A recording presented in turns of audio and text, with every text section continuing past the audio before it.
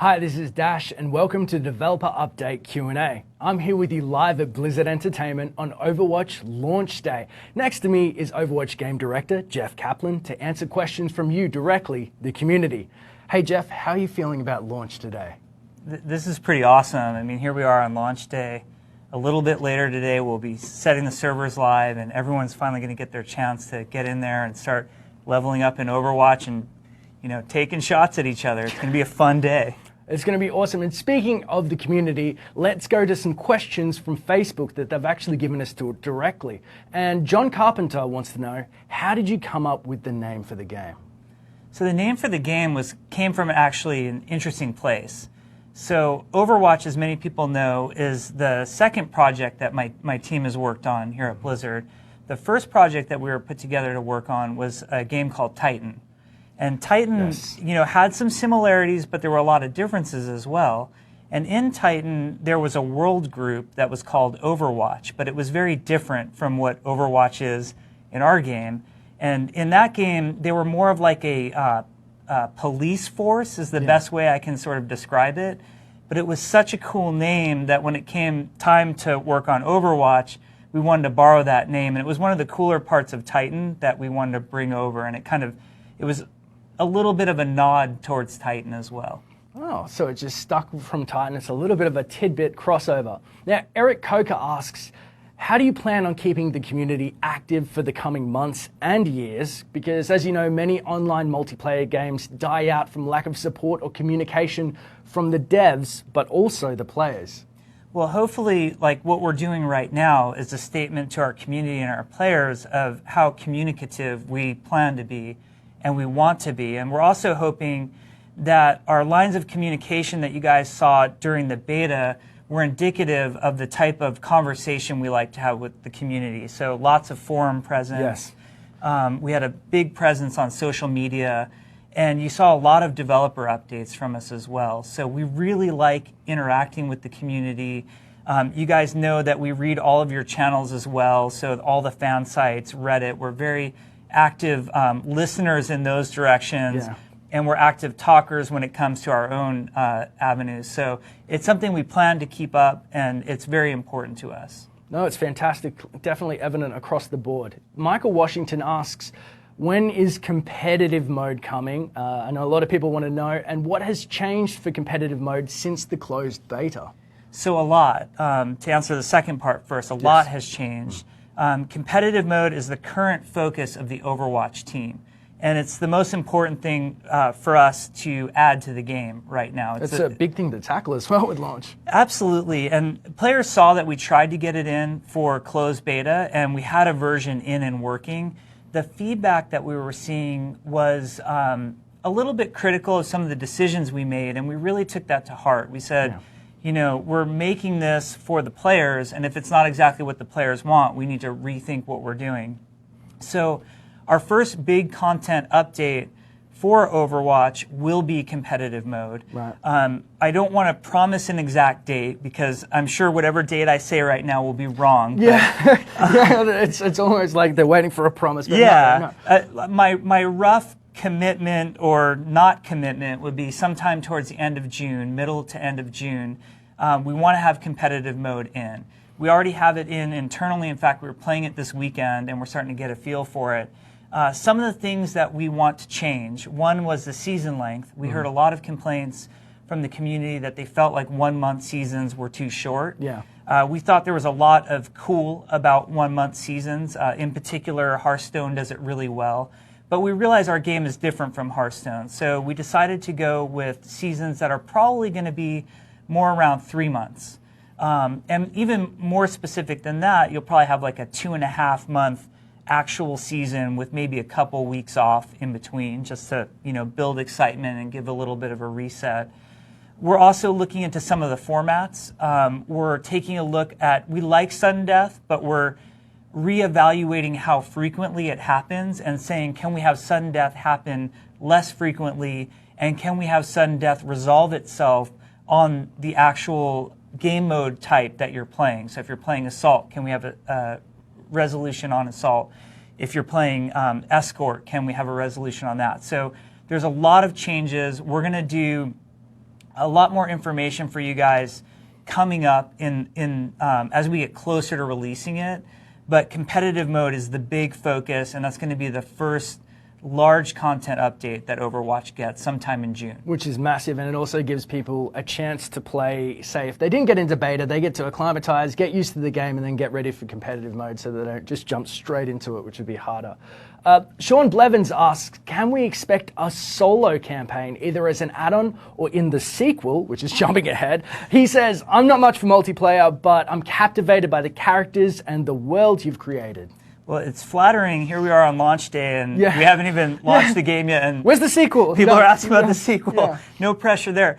But, I mean, I think everybody knows Blizzard has a passion for storytelling, and we also love doing single-player and cooperative campaigns. And you see it in a lot of our other games, StarCraft, Diablo, World of Warcraft shares in both PvP and PvE. So there's a lot of knowledge and passion in the studio around doing single-player content, or more likely, I think, for Overwatch, even more than single-player, would be something more cooperative. But we're nowhere near having anything like that. It's a far thought from ours right now. But it has entered your mind. But absolutely. Just focus on launch, competitive, and fleshing it out. The game we're making is really a competitive 6 versus 6 team-based shooter.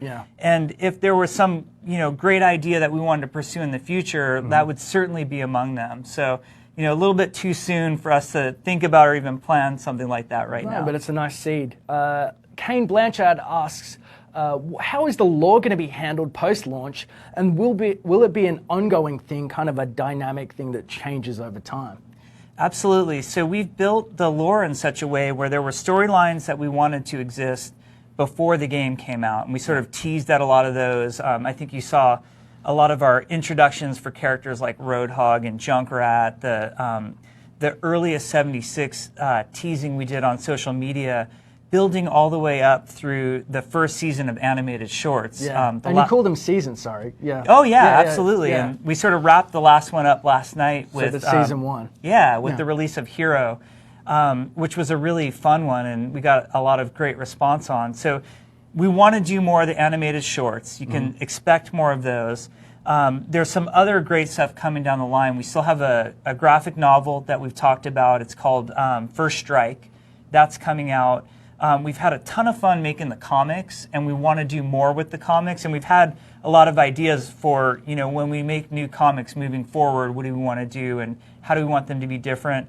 And we're also talking a lot about how to do more in the game itself, and is there room to do more in the game itself? So we love doing the storytelling. We love the back and forth that we've had with the players, where they share their ideas and they have their suspicions about what's going on. I know. I keep saying Doomfist successor always because it's all peppered throughout the content. It's very deliberate. So I think you can expect exactly what we've been doing so far, and then more and new ideas. Fantastic.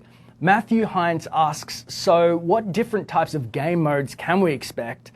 Or have we seen all of it? I know you're going to say no, but I definitely haven't seen all of it. So I've said this before, and I couldn't be more genuine with the answer, that game modes are one of the funnest things for us as developers, like not just even players of the game, but as developers, the game modes are really fun to work on. Oh, because you can see the inspiration you draw from. You can really feel it as when you're playing through. You're like, oh, those guys like what we like, and you're kind of pulling it in. And there's a lot of, it's very easy for us to prototype different game modes and just sort of try them out. Aaron Keller, who's our assistant game director, he's talked about Volskaya a lot, because Volskaya was a map that took us a really long time because we kept prototyping new game modes on it. There's kind of 3 different ways to look at game modes for us. One is a brand new game mode in and of itself that we add to Quick Play, and that would be something like Control, which we added with Nepal and Lijiang Tower, which we're always looking for, and we have some ideas right now that we're prototyping. The second concept are ideas that can't really stand on their own in something like Quick Play, but might make a really cool brawl. And the weekly brawl is an area that we really want to keep researching and developing and experimenting and just having a lot of fun with. And the third sort of way that we look at making the game fresh and keeping new game modes going is within the maps themselves, are there new elements that we could add that even though it's an existing game mode, somehow the map feels different. So like an example of that is when we added the moving platforms to Volskaya and Route 66. You know, they're traditional game modes that you had played before, but now there was this different element that wasn't there before. So we're always experimenting on all three fronts, and it's one of the things that we care very much about, and so you can expect to see more of. And so you can actually take elements from Brawl into quick play if they work out. Yeah, I mean, Brawl is like the perfect testing ground. Absolutely. Where it's like, if it's kind of a bust, hey, it was there for a week. Yeah, we'll exactly. pretend that didn't happen. And if it's super awesome, you know, maybe it makes it did happen. Yeah. Okay. Wasik Shafi wants to know, how does the dev team balance different skill levels? A strong FPS player versus an average player can make a huge difference.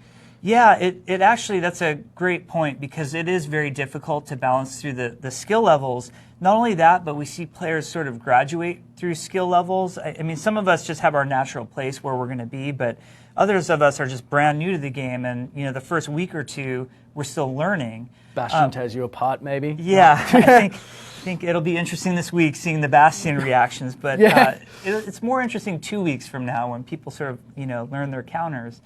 But we approach it, there's sort of this triangular balance approach. So we have the player feedback, which is super important, very vocal. There's a lot of ways that we get that, you know, throughout the community, social media. We're constantly hearing what players think of the balance.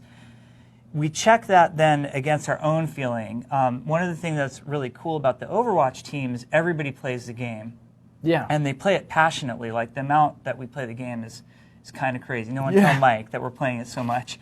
But we have to look at the team and look at our different skill levels. Some of us are really highly skilled at the game. Some of us are medium. And there's low skill players. So then we sort of check it anecdotally against what the players are saying. And finally, like, the third part of that triangulation that I was talking about is the actual game statistics. And we have the ability to look at the hero performance broken down by all skill levels. So we can really look, like, you know, our highest skilled players, how are they playing this hero? How much are they playing this hero?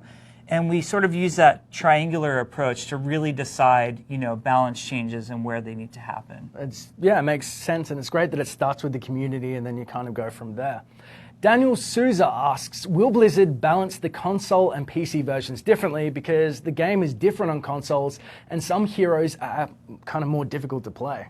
Yeah, that's we completely agree with that. And when we sort of came out and first started talking about how we were balancing for console, the really important thing for us was to communicate to players that it's perfectly okay for things to be tuned one way for mouse and keyboard on PC versus the controller on the PS4 or the Xbox One. Oh, yeah. And we don't expect to always keep those things in lockstep. So I'll give you an example of something that we're looking at right now and willing to make changes against if we get enough feedback in that direction.